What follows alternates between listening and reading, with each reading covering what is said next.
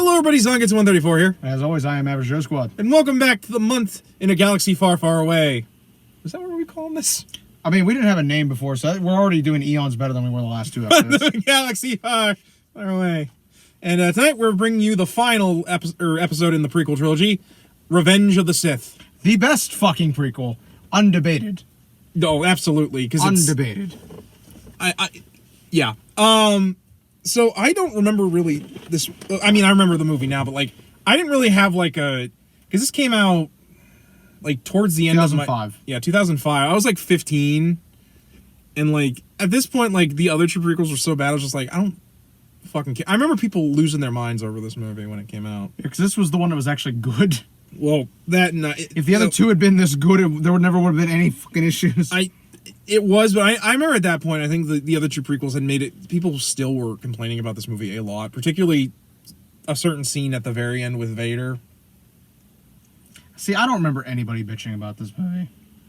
Fair, but like to be fair, this is mostly... I don't know what circles you were running with, but again, it was just, at that time point, like, I think a lot of people, like, that had been watching through all the prequels were kind of done with them. Nowadays, people are like, well, yeah, this is like the best one. It's really good. Which, yeah, I actually went and saw this in the theater too. I want to say this might have been like one of the last movies I saw at the downtown theater before it closed. The first time. I wouldn't. Yeah, I wouldn't be surprised. I want to say this was like one of the. And I didn't. The thing was, like, I was like real young still. It's like we didn't stay till the end. I fell asleep. Yeah. It's like I had to wait until the DVD came out to watch that last 25, 30 minutes. Yes, you do.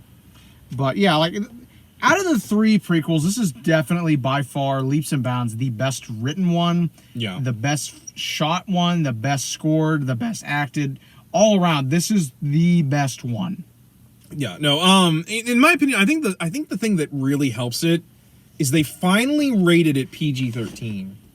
Like, I think that allowed them to do a lot of stuff I think they wanted to do in the first two, because like, the fact that, like, you know, that final battle between the Gungans and the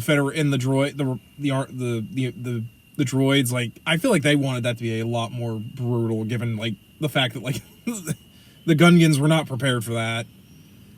Like, hell, even like a lot of the stuff that they did in episode 2, like, I guarantee you if they'd done that PG-13, it's possible, because you also have to look at it as every Star Wars movie to that point had been PG. No, I do, but like I feel like finally putting it to PG-13 let Lucas allowed him to kind of do a little bit more of what he wanted to do. At least that's my own personal feelings aside. I think the other thing is he finally got into a groove with the writing.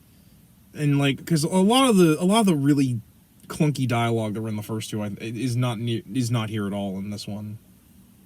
But I know people still complain about Hayden's acting in this, but I think he puts out a really decent performance. Yeah, he puts out a great performance in this. Like the other two, his performance in 2, I can really understand where people kind of get critical about. Yeah. Here, I don't see why anybody is critical about it. So give me a second. I want to probably. I mean, like, there's like some genuine emotion that is shown in this. Yeah. And it doesn't feel forced or like wooden like it does in episode 2. No, I definitely agree. And like I said, the action in this is also really, really good. Like, yeah. Because I know one of the bigger problems with the other two is like, it has the best opening of any of the 3 prequels. Oh, yeah. It opens like the original trilogy does for the most part. You know, with like action, even if it's not like intense action like this. But, you know, like, because that's one of the things I think that, you know, the other two missed a lot, too. Like, maybe more so 1 than 2. But, like, here, you know, it feels like you're watching episode 4 again, you know, with the space battle. Like, you know, like, we're actually in the Clone Wars. Yeah, it actually opens up with some action. We also get introduced to surprisingly, a lot of new characters for the last movie in this prequel trilogy that all die by the end of it.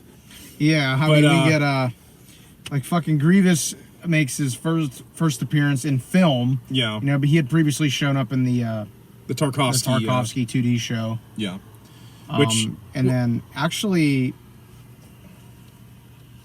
oh no, sorry, I thought Ayla Secura was one of the was her first appearance. She showed up in 2 first, which, in fun fact, she showed up because she was a fan favorite from the comic books at the time.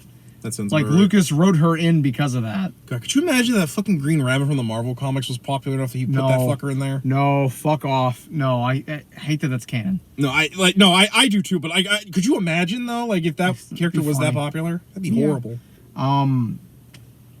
Yeah, we see a lot of like some of the ones we saw in episode 2 return in this movie. Like Kit Fisto is in there, Ki-Adi-Mundi's in there, Mace Windu, Count Dooku. Yeah, Dooku's in there, but there's also some new there's some new faces in there as well. Yeah, I think this is the first movie to actually, or no, was Commander Cody and Rex in episode 2? Okay, so as I said, this is like Rex didn't show up until the Clone Wars 3D show, which came after this. Oh yeah, that's right, because he's named because him and his division are actually named after like a fan group, if I remember correctly, the 501st. They're not 501st. Not 501st? No. Okay. 501st are in this movie. That's blue. Okay. Blue designation. Rex is purple. God. Oh, he's okay. You can tell how well I can keep these fucking. Listen, I'm not very good at it either. My friend Colin could talk you to death about it. He knows them all. That's honestly fair. I always thought he was, but that's fair. No, but yeah, Cody shows up in this first. I actually like Cody's armor the most. He's probably him and Rex probably have my favorite armors out of them.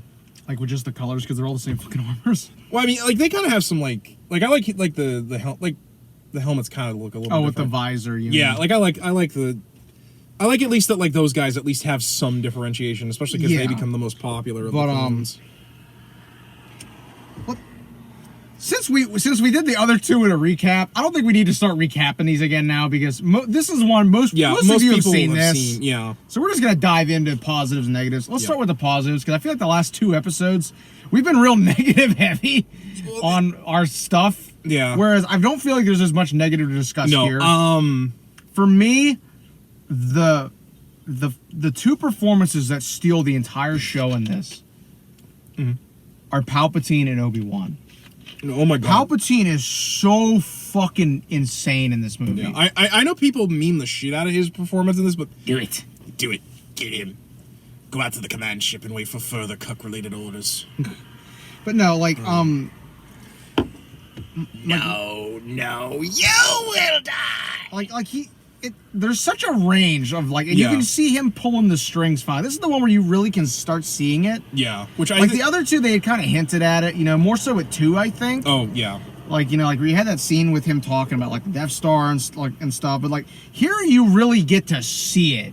Yeah, you could... And it, like, the performance is just insanely good. Yeah, like, I know he gets really hammy, but, like, there's some really good lines where he's, like, he doesn't, like, overplay, like, like, is there a way to learn such power? Not from a Jedi.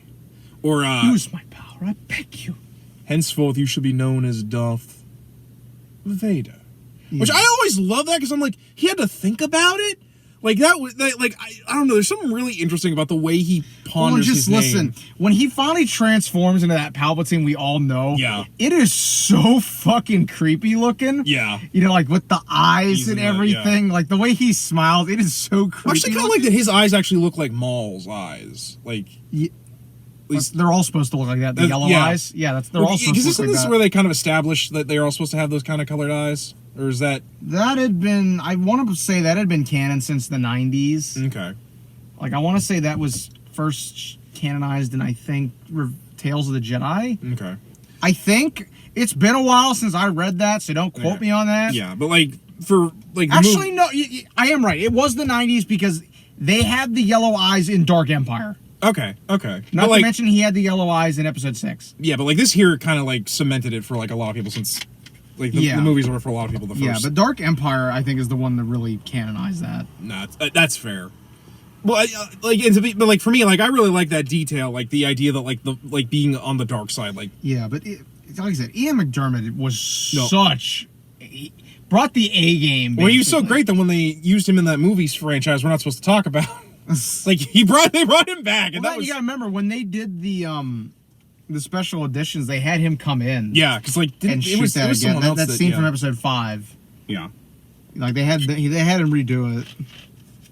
I mean, to be fair, he was still the best part, one of the best parts of Return of the Jedi. Yeah, like I said, and then like that final battle near the end with Yoda, like where it's like where he's throwing the Senate. I threw the Senate at him, the whole Senate. True story. True story. God, I'm trying so hard not to reference Palpatine from Robot Chicken, because that's like one of the best fucking things. Oh, I'm gonna get you for this. What's your operating number? It's 125. Eat my ass. Oh, I know. I sense you forgot the soup. Yeah, but in all seriousness. Yeah, in all seriousness. Let's try to avoid more Robot Chicken. I'm trying so hard. No, I know it's hard. I know. It's hard. It's so hard. But yeah, like he has such a presence when he's on screen. Yeah. That and like I think like it's hard to almost notice it when he's still kind of playing like I'm just the Chancellor. Yeah, I'm just the Chancellor. But like, and then when he finally reveals to Anakin, yeah, I'm the Dark Lord of the Sith. Yeah. He's almost so casual with it. He's like, yeah, I know the dark side. You know, it takes Anakin a minute. He's like, wait, you're the one we've been looking for. It's like, yeah, no shit. He's right there. Like, we've known that the entire... But like, he's not afraid of telling Anakin either. He's basically just like, no, I don't need to be afraid of you. Hell, that scene where like Windu and like the Council are like he's surrounded by like... Are you threatening me, Master Jedi? Like... The Senate will decide your fate. I am the Senate. Not yet. He just stands up. It's treason. And listen, everybody likes to rag on those Jedi. There is no way to prepare for what that motherfucker reacted to. Now, like, there's no way to prepare for somebody literally screaming at the top of their lungs, whipping out a lightsaber, and corkscrewing through the fucking air towards you. There's no way to prepare for that. Again, the internet's kind of ruined that for me just because that became like a minor meme, especially during that Star song, that or of course the scene where they replace him with Kermit. There's no way to prepare for that. No. At all. It's like, in defense of the Jedi Strike Force they sent, motherfucker, nobody was prepared for that. Yeah, like, no, like, and then of course, don't help that then Anakin fucking cuts off Windu's hand. You want to know the most dramatic irony part of that is because as someone who's read the novel. Oh yeah, you've told me this one. This one's funny. Windu's last thought before he got his arm chopped off was, I'm going to make Skywalker a master for this. Yeah. And I'm like, God damn it. And then, later on, that little Padawan was like, or youngling was like, well, I guess that's two of us. I'm going to be a master. Well, it's going to make this a lot easier. Yeah, but there's been rumors, too, that he is still alive. There's always been rumors of that he somehow survived that, and like, because I know Samuel Jackson wants to do it. Yeah, he's like, put me back in. I can learn to fight with the other hand. I can do it. I'm like, come on, do it. Like, who's gonna give a shit if you bring Mace Windu back? Fucking Mace Windu. Like, literally, his lightsaber has badass motherfucker on it. Yeah. Like, who the fuck's gonna be mad if you bring back Samuel L. Jackson for these? Speaking of which, I love the edit they did of all his scenes. Oh, yeah. And they sync up other dialogue from Samuel L. Jackson into it. The boy is to be trained then. No, motherfucker, he will not be trained. It's like, he's the chosen one. You must see it. I don't remember asking you a goddamn thing. Oh, but so fucking ridiculously funny. Then I think this movie also really finally gives us the actual scope feeling of like this war, because like in episode 1, did you really feel like there was an actual army for the Federation in that? Not really. Or like in 2, there wasn't like this threatening presence. I think one thing this movie does really, really well is that it does the tonal shift of the clones. Yeah. When you start the movie, you can tell like they're on the Jedi side. Yeah. They're good, and then like right in the middle when Order 66 happens, it's like Cody. Yeah, it's a complete 180. Yeah, like that was like, and I think they did that really, really well. Yeah, like the way that like their on-screen presence shifts, and they didn't really do that much different. No, but there's just that kind of a tonal shift. Yeah, that really, really comes off really, really well. That and the Death of the Jedi is probably one of the fucking roughest things you will watch in a Star Wars movie, because like the Jedi were not prepared for that. Like they trusted these guys. Yeah. Like, and I know we don't like bringing up the 3D show, but I actually think that show. I don't like bringing it up. I've never watched it. That show actually really brings up, like, really shows why because to the Jedi they weren't clones or replaceable. Like they fought this war so long that they considered them just as much like their own ally. Like, there's a scene where like the like one of those clone troopers goes to Yoda like, we're all the same, and yeah, I know that scene. That's a meme. Yeah, like, but like it really works well for me because like that really is, I think, how like they did see. Well, and one thing I will say, one clip from Clone Wars that I did really like that kind of pertains to this is when the actual order happened. Mm-hmm. There were some that either resisted it or like were able to not follow it. Like Rex is an example that like that happens, and he literally has his guns on Ahsoka, but he doesn't do it, basically. Oh, less about Ahsoka the better. I know people love her to death, but but that's an example of, like, there were some that were kind of able to fight it. Yeah. Not to mention, there was some foreshadowing in the one season of that, because I remember somebody telling me about, like, there was one clone trooper, he's like, you don't understand, there's like a chip in our heads, you know, and it's like it's a conspiracy to destroy the Jedi and stuff. And they all thought he was fucking insane. Was he the one? Which in hindsight is like, when you've seen episode 3, you're like, God fucking damn it. Yeah, because there's an episode where one of the clones actually like quits being a soldier and like goes to live on like a farm with like a woman, and like they have kids, and I'm like, the fuck? Yeah.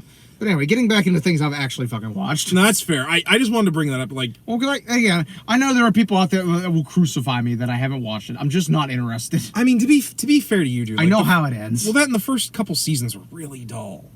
Like that movie. I've never seen the movie either.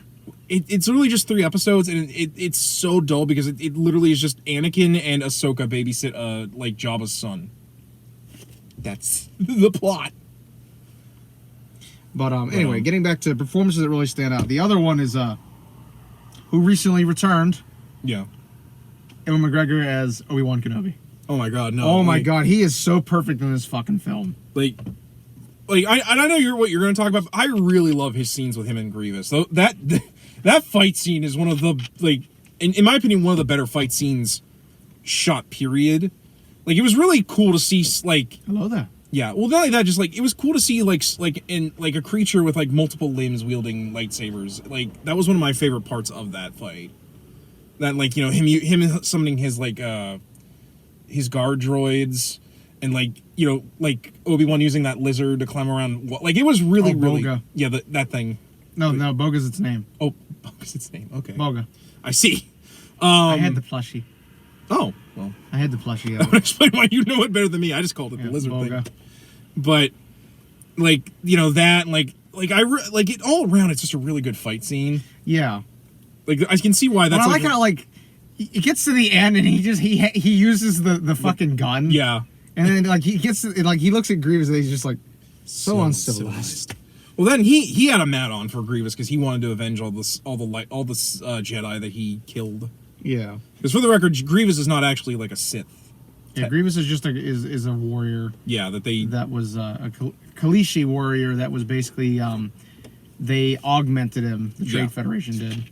Yeah, and also one of the things that does annoy me now that the Tarkovsky ones are considered no longer canon, they actually explain why Grievous is kind of shit in this movie compared to like where everything else, because like he gets damaged by Mace Windu at the end of the Battle of Coruscant. Yeah, the Battle of Coruscant, and that's why he's... In fact, that literally it leads into Obi-Wan and Anakin chasing after him because him and Dooku kidnap Palpatine. Which, and I want to say there's a fan edit. There's a 6-hour fan edit of Revenge of the Sith. Jesus Christ. Where it adds in the stuff from Clone Wars, the last season, the Order 66 thing, it sinks them in where it should be.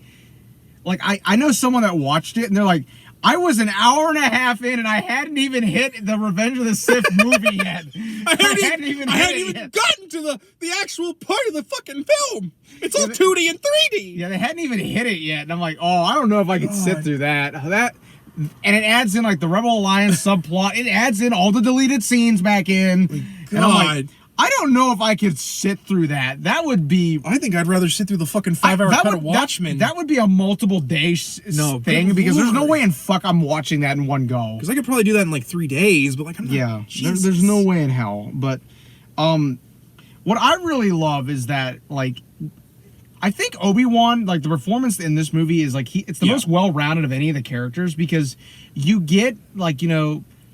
this is the part. This is like probably one of the last moments in Obi-Wan's life that he would consider actually like genuinely kind of happy. Yeah. You know, and then like obviously Order 66 happens, and like Ewan McGregor does such a good job portraying like that sense of loss. Yeah. And the sense of horror about just everything. Like when he watches the holocron of the security recordings. Yeah, the security recording with Anakin killing those younglings, and he, like that part where he's like, "Shut it off! I can't watch anymore." Like that. Well, just he sees that it's Anakin, and he's just like, it can't be. Yeah, like it's like he's wanting to not believe that this is happening. Yeah.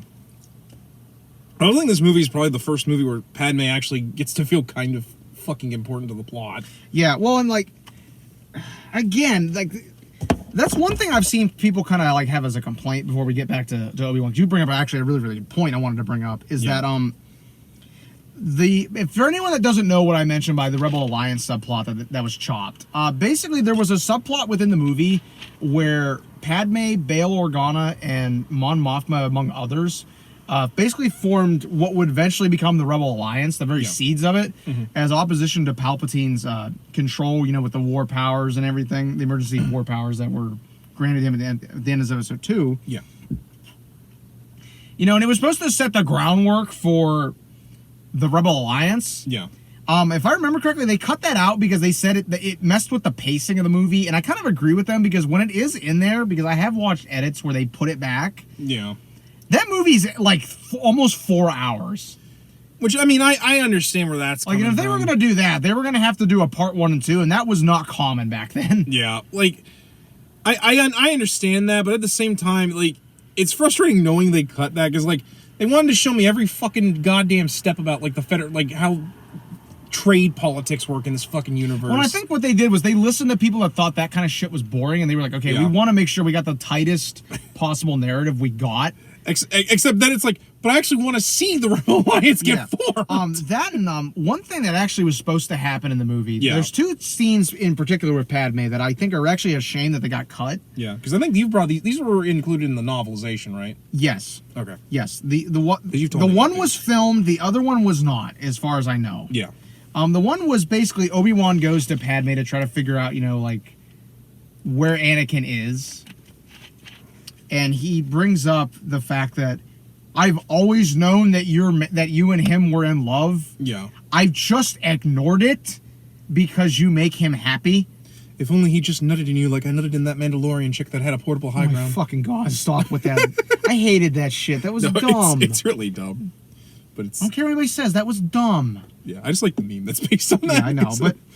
Like, it's a really, really nice scene, and I think it kind of ties up that thing where, like, some people are like, did Obi-Wan know? He's always fucking known. It's, like, the worst-kept secret. Well, aren't they force-bonded, him and Anakin? Yeah. Like, so he would... Yeah, it's like, so it's not...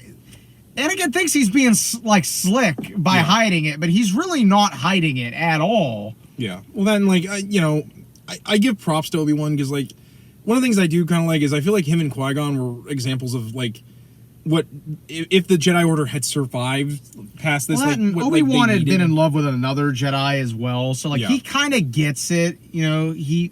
I think he was a little more willing to play hard and fast, like loose and fast with the rules. Like that's one of the things that was one of the reasons why the Republic eventually fell was because of the Jedi's rigidity. Yes and no. Well, like I said, there's multiple reasons, but like you get my point. Like that's one of the flaws with the Jedi at this point. Yeah, I'm willing to give you that. That could be a subject of its whole video. Is Colton defends the Jedi in the prequels while also being mad? Like I said, I still like the Jedi in this, but like you can tell that my problems is more like the films don't do a good enough job. No, they don't do a good enough job showing it, pointing out like why the Jedi fell. Yeah, basically. But the other one is on Mustafar near the end of the movie. Which also, Mustafar is a fucking awesome planet. Like, I'm sorry, that thing is amazing. Those effects still hold up really, really fucking well. Although I still don't know why Vader lives there. I've never been a fan of that at all. Like, I get it because, like, he's like the devil. Have a cat. Well, I hate when they bring fucking religious subtext bullshittery into these fucking movies. At least that's what I assume is what. Because listen, he had a castle on another planet named Ilum. I'm pretty sure is what it was called. that made more fucking sense because that was like a Sith planet. Made infinitely more fucking sense than goddamn Mustafar. I'm sorry, I think that is dumb. No one will ever convince me it's not fucking dumb. Well, then if he hated being on a desert planet because it's rough and coarse and irritating, I certainly wouldn't want to be on a planet that's nothing but heat. Yeah. I'm sorry. I think that entire thing is dumb. Hell, I know the reason why they did it. It is still fucking stupid. No, I will certainly agree with you there because that's fucking stupid. Like, why would you want to live on a place where you like your worst trauma happened to you? And I'm sure everybody's like, oh, it's so he can focus his anger. It's dumb. It's stupid. It's lazy writing. It's just an idea they stole from the old EU. Fuck off. Yeah. It's dumb. End of story. Which is a shame because I actually really like a lot of the stuff they do with Vader in the Marvel comics right now. But, like I said. But anyway, moving on. Sorry, I shouldn't have gotten you started, but like rail on the new continuity. Like I shouldn't have gotten you started, but like when you told me that, I was like, that is the dumbest fucking. No, I know, right? But anyway, Padme was initially supposed to, after realizing that she couldn't convince Anakin to come back, she was gonna pull a dagger and hold it to his throat. Yeah. And that's why Anakin would be absolutely fucking 0 to 150 in like 2 seconds. Which, I'm sorry, they needed to keep because like... Yeah, instead of just, he sees Obi-Wan and instantly goes off the handle. Like, if I were to have any complaints with this movie... I want that back in, because that makes too much sense. My biggest complaint with this movie is, and I think you agree with me on this, is his transition into Vader, it's like a switch, instead of like... feeling like it was like gradual over time. Well, I think they do a good job showing that it wasn't. No, I do agree. Because after he kills all the members of the Trade Federation, there's that scene where he's like you can see he's crying. So it's like I don't think he's totally come to grips with what he's done. Yeah. Yet, because again, the tragedy of Darth Vader is that he thinks he's doing this for an ultimately good reason. He thinks the means justify the end. And then at the end of all this, the ends justify the means. At the end of this, when he loses everything he's working for, he basically just becomes a puppet to the Emperor.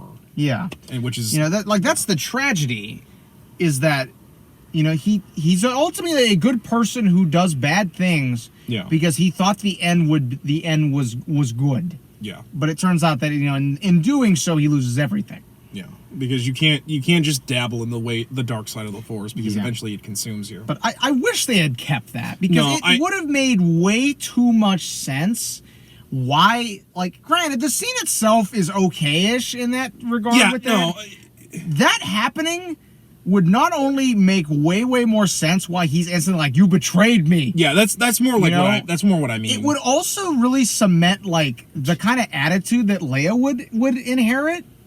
If you know what I mean, like that would make way more sense, because as it is, it almost comes off very much like Padme is like almost like a damsel distress kind of character in that scene, and that's not who she is. And I will admit, one of my only frustrations, if I were to say anything about a lot of the older stuff, it's only now we're finally getting like stuff that focuses on Leia before like episode like A New Hope.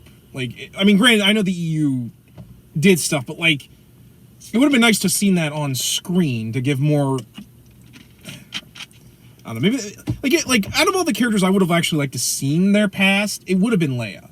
Like, just because she's so important to like the entire plot of episodes 4 through 6. Because basically without her, like there would be no Rebel Alliance, more or less. Me handing you a stack of 8 novels. Read. What? I understand that, but like you get what I mean. Understand. Read. Motherfucker. Read. Motherfucker, read, motherfucker, read! I get, but you get what I mean, though, right? I get what you mean. I'm just saying. No, I know. Because, goddamn, everybody gotta fucking make books. Well, it's one of those things with Star Wars. It's like, no, if you're not gonna read the EU material, don't even try. Nah, I know. But, like I said, it was just... Don't even talk to me. It would have been... Because, like, Luke gets so much... focus of the two siblings. It just would be nice to let Leia have that focus as well. I know. Is all I... But again, sadly will not happen. I know. But at least we're getting something here with Obi-Wan. The Obi-Wan show. So. But anyway, where was I? I was ultimately cycling back to Obi-Wan because I had another thing I wanted to bring up. What was it? Yeah, like I said, the very haunting portrayal of Obi-Wan at the end of that, I think Ewan McGregor does so much with the character in those scenes, even when he's not saying anything. You know, like when he sneaks onto Padme's ship and he just like, you know, tucks himself away in there. Like you can just tell he's already just like, he doesn't want to have to do what he knows he has to. Yeah. And also, I think this movie does a really good job of like actually giving C-3PO a performance that doesn't annoy the piss out of me. Yeah. Like the fact that they reset his memory just because of how painful it was that he knows that Anakin turned to the dark side. Like his creator. That wasn't it. That wasn't it? They mind wiped him because they knew he wouldn't shut up. Oh yeah, that's right. But like R2-D2 is the only one who knows. Yeah, well, but like you know what I mean. Like C-3PO actually gets to have like some pathos instead of just being one of the most annoying fucking things in the history of the world. Yeah, but okay, let's go into the final. Oh my god, the scene final of the duel movie, the final scenes, like, yeah, like, again, I'm getting back to what I was talking about, too, is that Ewan McGregor does so well with this, because, like, you know, he obviously shows that Obi-Wan's very conflicted about this, and it shows in, like, he has accepted that he has to kill Anakin. Yeah. But he doesn't ever stop trying to not do it. Yeah. Because he wants to hope that's beyond hope that he can... Yeah, well, you see like two very different methods with that fight. Yeah. You see Obi-Wan, who is focused on like trying to like, you know, he's aware of everything going on around him. Yeah. Whereas with Anakin is one track on that, and that's kill Obi-Wan. Which is also what it shows in like when they're on that piece of the mining platform that fell. Mm-hmm. Anakin just has to get that last swing in there, you know, when they're fighting still. You know, Obi-Wan's trying to get off of that. Yeah. Anakin just has to have the last swing, you know what I mean? Well, and ultimately, even though I know it's become meme to death, you know, when he's like, don't do it, Anakin, I had the high... Like, he's trying to get him to see... I have the high ground. Well, he's trying to get him to see, like, dude, if you jump at me, there's no way for you to avoid it. Well, then, like, I think... One thing I've really appreciated more over the years with repeated viewings is that you can see Obi-Wan in that moment. Yeah. When he says, don't try it. Yeah. He knows what Anakin's going to try to do because he did it to kill Maul. Yeah. And he's instantly like, I know what you're thinking. Yeah. Don't do it. I'm going to be able to combat it. Yeah. You know, he does what Maul should have done. Yeah. You know, and it kind of like, I like how it's like a parallel of one, you know, whereas Maul was cocky and, you know, thought he had the entire battle won, and he was kind of just playing with Obi-Wan. Yeah. Obi-Wan never lost that focus of, like, being aware of what was going on around him. Where, again, Vader was so focused on just trying to beat Obi-Wan that he was totally unaware of everything else going on. You know, he wasn't totally keeping... I'm trying to think of the right way to put it into words. He wasn't being able to focus, basically. I can't think of the right way to say it. Which is probably one of the biggest downfalls of the dark side, because it runs on pure raw emotion. And when that happens, you're blinded to everything that's surrounding you except your goal. And while that can be useful, inevitably it leads to your downfall. Like, that's like one of the bigger reasons why the Jedi try to train their aggression out of themselves, because... Yeah. Well, and like... I mean, again, like, the entire scene just shows the parallels of Anakin and Obi-Wan's different paths here. I mean, hell, it's to the point where, like, it also Duel of the Fates plays again here. Yeah. You know, and it's like, the one thing I really like is that, you know, the final time they really talk before the Eye of the High Ground. Oh, yeah. Is that you can see Obi-Wan is still trying. Yeah. You know, and, like, he's even, like, taking the blame for it, you know, where he's like, I failed you. Yeah. You know, and Anakin still instantly is just like, he's just not seeing it, basically. Yeah. You know, that he's being manipulated. Or if he has, he just doesn't want to accept it, basically. Yeah. You know, because even like Anakin, I mean, even Obi-Wan is just like, you know, like, Chancellor Palpatine is evil. From my point of view, the Jedi are evil. Like, you know, he's totally unwilling to listen to it. Yeah. You know, I think it's that moment where Obi-Wan just kind of realizes, he's like, I'm going to have to do this, and I really don't want to. Yeah. You know, that kind of solidifies it in his mind. Yeah. You know, and I think the way they cut the scene, it goes back and forth with the Palpatine and Yoda duel, which is, again, I think is really underrated. Yeah, when it comes to the saga, especially because I think this is more what people expected from Yoda in like a duel than what we got in, say, Episode 2. Yeah, because like it starts with lightsaber, and raw combat, and then it transitions to just who has the better command of the Force. Yeah, basically. Which in my opinion should be how it is when you have two who are supposed to be like the best of the greatest Sith Lord in the galaxy, and Yoda, who is arguably the greatest Jedi of this generation. Yeah. I mean, aside from Anakin, but yeah, you get my point. But I think the way they do it is because they're two very, very different duels. Yeah. And whereas one there's there's a good balance of everything with Anakin and Obi-Wan. It's more raw emotion and skill. Whereas with Yoda and Palpatine, they're both very much in control of what they're doing. I think it's kind of fitting because one is the last desperate stand of the Republic against the Empire, and the other is more or less watching anger and sorrow in this duel that neither one really wants to happen. I think really... Well, it definitely, for me, solidifies why Yoda went into exile like he did. Yeah. Because you can and why he chose to not build another lightsaber. Yeah. You can just tell that it's that sense of when Bale picks him up, he's failed I have. Because like you said, this was a real last-ditch effort to turn this around, basically. Yeah, because I argue if he had defeated Palpatine, even if the Jedi were lost, I feel like Organa could have helped, could have brought some of the systems back into a semblance of order. Yeah, after this, there's no hope. The Empire won, which and then I think and gone this kid. I know we've been praising Ewan McGregor a lot here, but I think it's really due in this moment. Yeah. When he's looking back at Anakin, and he does the whole you were the chosen one.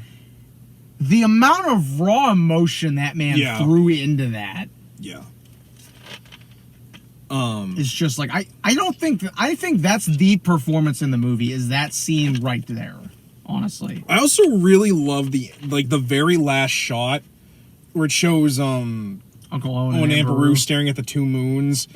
The two suns. Or I don't know why I want to say two moons. The two suns. The two suns. I don't fucking know where that came from, but them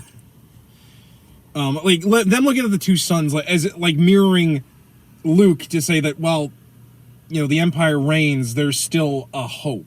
We're going to lead into hope. It's poetry, it rhymes. Yeah. And to be fair, that's one of the things I think also, where was this Lucas for episode 1 and 2 where he actually, whoever wrote 3, man, it should have really fucking been, should have got on the payroll sooner. Yeah. Or at least had Lucas had someone just be like, hey, this guy seems shitty. Yeah, dude. Seems real shitty. Okay, I'll go do another pass of writing. Yeah, and then you have the entire tragedy with Padme dying. Yeah. Although I know, and her final words to Obi-Wan, are they're still good in him, which ultimately proves to be true with their son. Yeah. Because being able to turn the father back from the dark side. Yeah. That and I really feel again, the symbology and parallels with the showing Padme's funeral with Vader. Yeah. Anakin having the suit come on to him. Also in a kind of a weird way, kind of almost like a life and death kind of Well, that and kind of one is born, the other one is dead. Well, that and it also kind of mimics the very end of Return of the Jedi with Vader's funeral in kind of a strange way. Kinda, yeah. Very fitting. But yeah, I even actually really like that scene where you can see Anakin as he sees the mask he's putting on him, and he's actually afraid. He knows what's going to happen to him, and I think that does really, really well. Although which let me tell you, man, when you finally hear that trademark breathing, it's very chilling. That and I still remember the one thing I do remember is that final trailer they had where you just hear that breathing, and then you hear Palpatine go, "Rise, Lord Vader." Yeah, that's on the DVD. Yes, Master. Well, I know, but that trailer. Yeah, that's on the DVD. I remember, even though I was not looking forward to this movie, I remember that trailer. I was like, "Oh, that's good. That's some good shit right there." Yeah. Although like I said, there's, and I'm not saying I agree with it.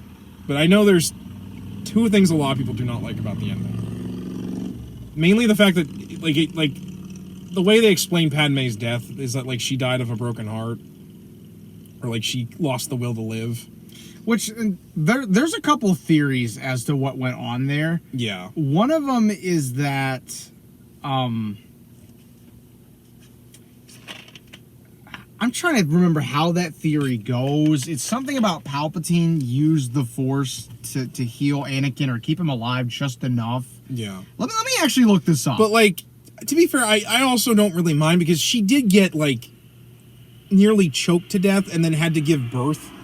Like, giving birth is still a traumatic process. Like, if a woman is not strong enough to give birth... I appreciate the top pictures, fucking that ironic. But, like, birth is still, like, a traumatic process for a woman physically. Like, if you're not... Okay. Couple things here. This is what they list. Yeah. So go ahead and finish your thought before Like, I don't really mind because, like, I argue... Given the amount of physical trauma that woman had went through in the span of, like, a couple hours at most, and the fact that, like, literally she just watched the man she loved turn to the dark side. Like, it was just too much. And I don't really mind that, like, she lost the will to live. It's more, not only was she physically wore out, like, she just couldn't go on. Yeah. Okay, so here's what this says. Okay? Mm-hmm. And this is a theory, basically. Number one. The term broken heart is not the droid's diagnosis. Yeah. The only time anyone mentions anything about a broken heart is when Padme is pleading to Anakin to stop being off the wall batshit crazy. Yeah. It is an obvious reaction to what she's hearing. He has admitted to turning against the Jedi Order and killing children, siding with Palpatine, and even plotting to overthrow him. Of course she would be heartbroken, but it didn't kill her. Would that news kill you? Nope. It didn't kill her. Move along. Yeah. 2. It wasn't Anakin's Force choke either. It is in a truly despicable move, blah, blah, blah, blah. The film makes great efforts to show you she is clearly still alive. First, we can see her chest move up and down as she's unconscious on the ground. Second, Obi-Wan discreetly checks to see if she's living before the duel. Third, she talks to Obi-Wan once he's back on board, so that's obviously not it. Yeah. Droids don't know shit about the Force. I mean, yeah. But, like, that's not, like I said, Here we go. 4, have you heard the tragedy of Darth Plagueis the Wise? Yep, by his own admission, Palpatine learned everything his master knew and only killed him after he could acquire nothing more. Which actually, fun fact. Yeah, you showed me this one too. No, Plagueis is alive until right before that fucking scene. Yeah. If you trust the book, he's alive right up to that moment. Yeah, basically. You've told me this one. Yeah.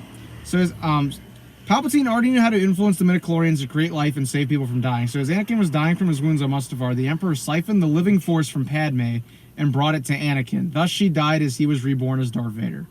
Okay, that's fair. I could believe that. That's fair. But like I said, I don't really mind that much because, like, and they bring up the fact that Vader being like, she was alive, I felt it. He was feeling like the life force because Palpatine was putting it into him. Yeah. But yeah, the other big scene that I know a lot of people complain about in this, and it's after he gets off the table and he does the big no. Which I'm like, anybody that criticizes, I'm like, fuck off. That makes perfect sense. Like, I think people, because, like, dude's legitimately fucking upset. Because I know one of the things that people always complain about this is how, like, these movies ruined Vader because of, like, a lot of things. I completely disagree with. I also disagree with. Rogue One shows that end is like, that shows how that fucking dangerous that motherfucker can be. That fucking scene where he's just in, open the door. Yeah, like, holy shit, you all. Well, not only that, like, literally the first. I remember going to see that. You just hear the breathing, and I'm like, well, everybody in this room's dead. No, like, listen, no one's getting out of here alive. Listen, that, like, the moment I hear the, I'm like, yep, they're all dead. Yeah, no, but y'all are fucked. I'm sorry. You guys fought the good fight, but you're fucked. Yeah. Like, no, the only complaint I have with that scene is I really wish we could have gotten to hear, like, and I'm not mad we still hear Hayden Christensen's voice in it. I really wish we could have heard James Earl Jones' voice in that at that moment when he becomes Vader. Like, just because I think that would have been really kind of neat to say, like, that is James Earl Jones. It was? I could have sworn originally that's James Earl Jones, dude. Okay, because I thought originally some people told me, like, in again, I might have misremembered. I'm double checking just to be sure, because I'm telling you right now. Maybe originally it was, but then they fixed that later. But like I've always heard people say that no, that's Hayden. Hayden's in the suit. Yeah, Hayden's in the suit. I do know that, but like I thought people like.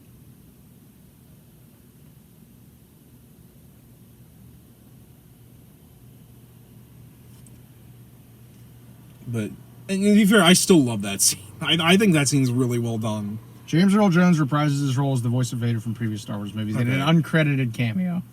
Okay, so I think a lot of people just didn't realize. Well, then because like I said, when this movie came out, people were legit angry just about everything with the prequel trilogy.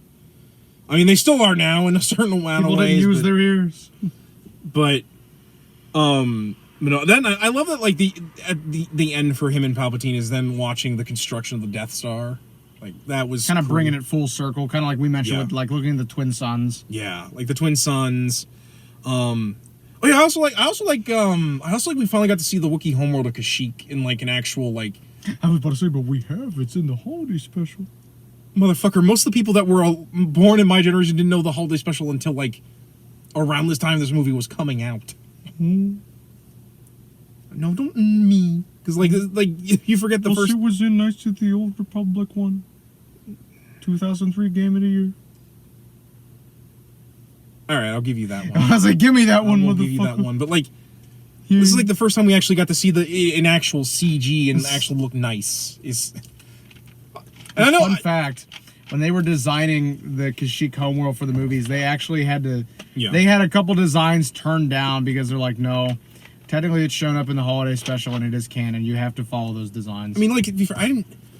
Because, like, here's the thing. What we saw of Kashyyyk, I didn't mind. Because I don't mind that they live up in the trees or anything like that.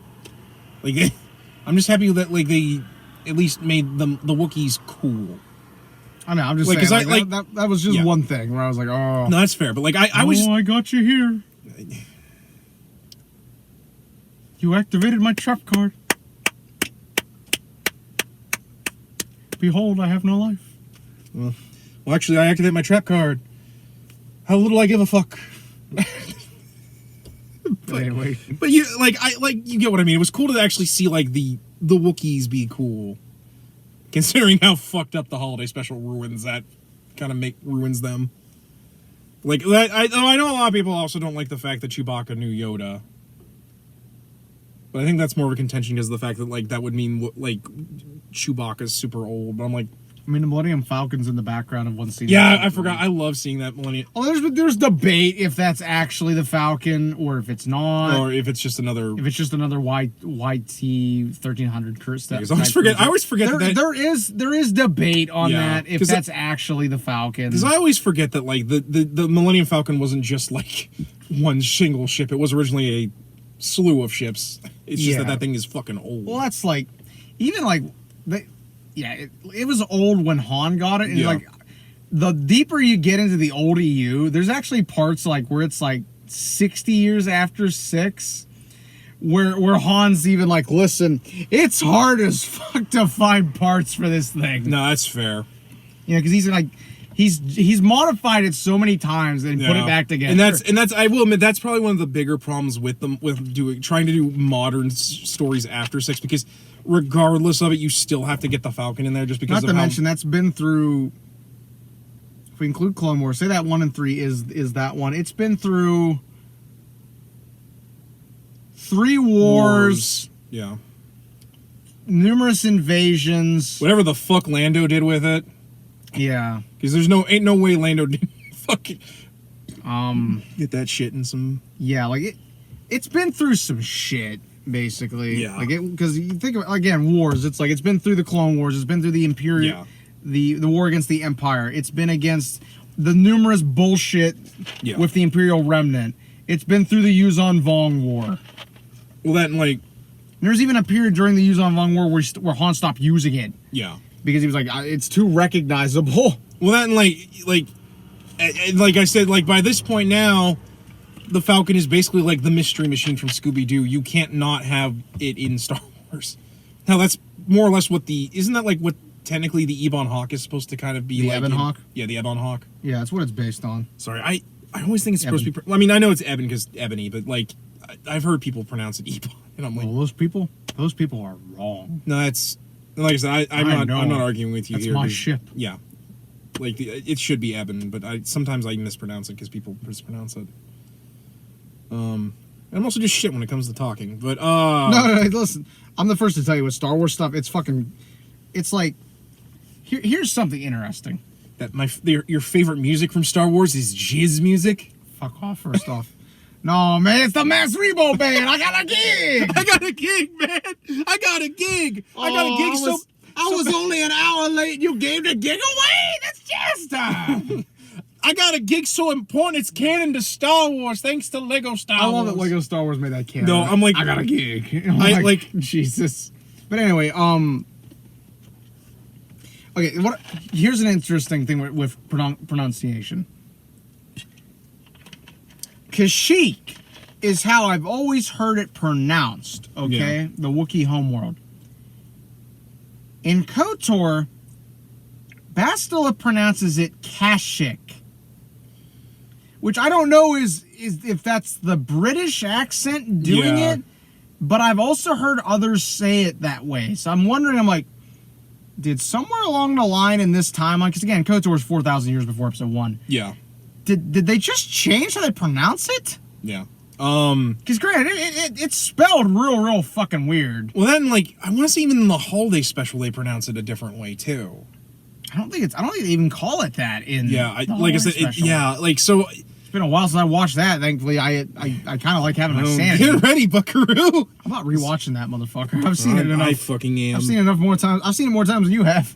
Yeah, well, get ready when I watched the Boba Fett cartoon again because it's on Disney Plus. Yeah, we'll get ready because Wednesday when I fucking rewatch it, you're gonna get my entire fucking Facebook.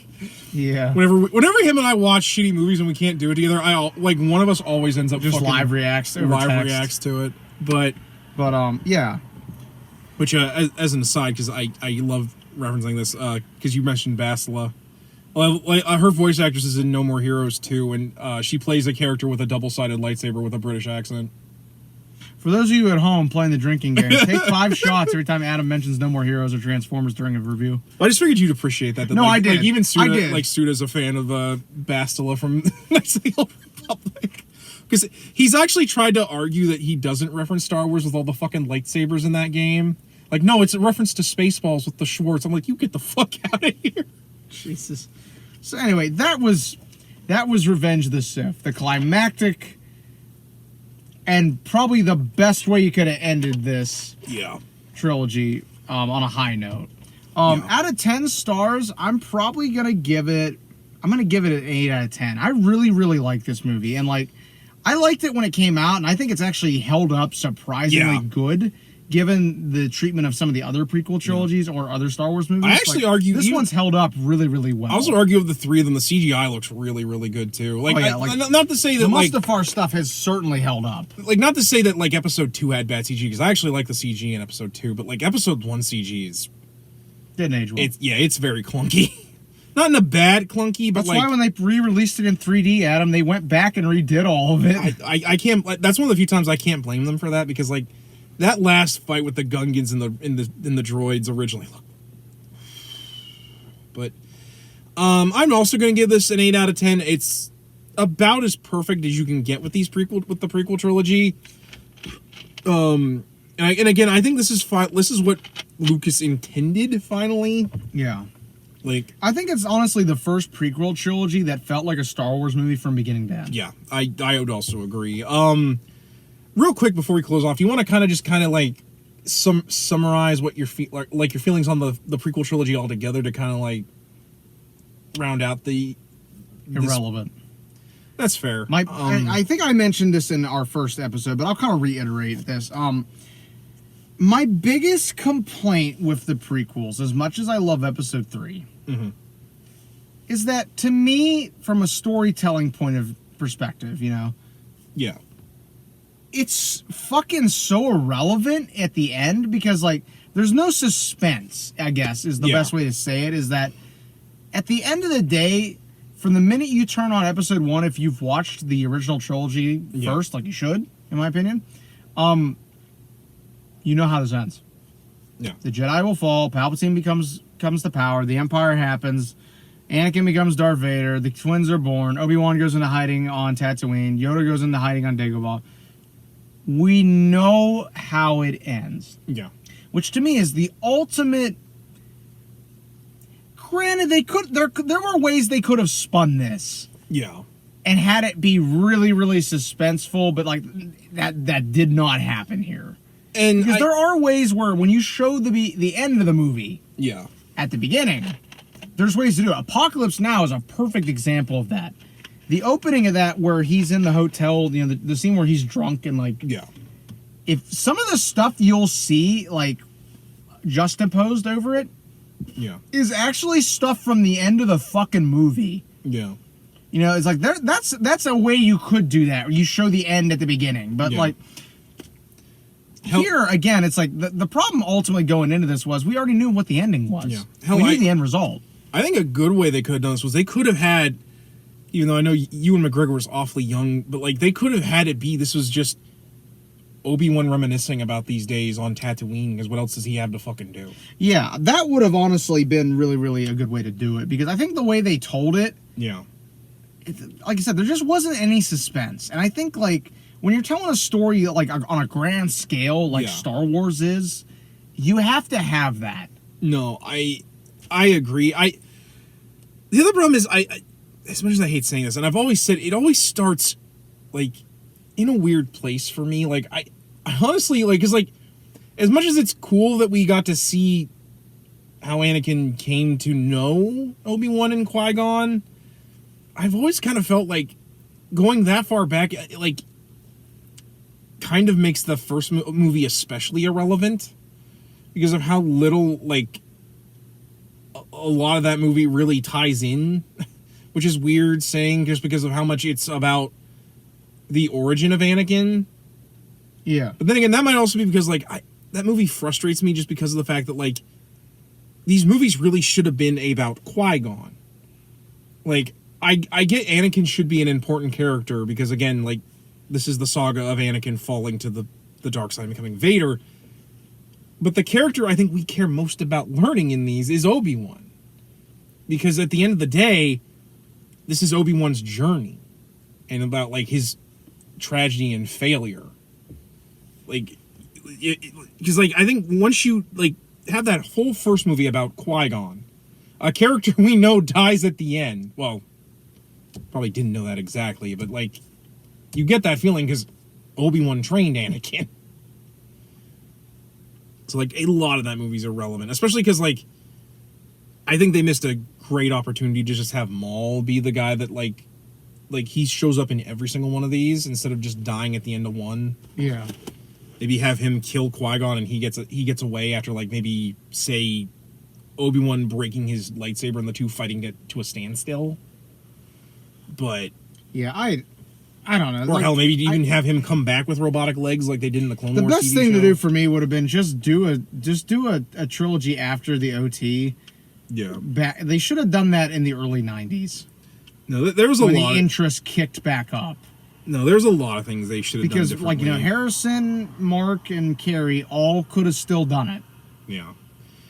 Also, there's a lot of weird things for me about, like I find it really weird. Like, and I know, like, and I'm not saying this about the rebel ships, because I know, like, there's a weird feeling that everything's a lot more advanced than some of the tech we see in, like, the late, like. Yeah, I can get where like, you're coming from. Because I know we've kind of talked about, like, the rebels. I mean, the way I always viewed it is, I'm like, this makes more sense because back during the Republic, technology probably would have been more readily available or more easily accessible. I feel like the Empire hoarded, which is fair, a good deal of it and kept a lot of it under wraps. Mm-hmm.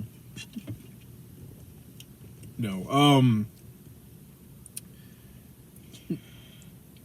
Now, would you, like, could you recommend anyone watching the entire trilogy again, or would you tell them to just watch 3? I think is probably the...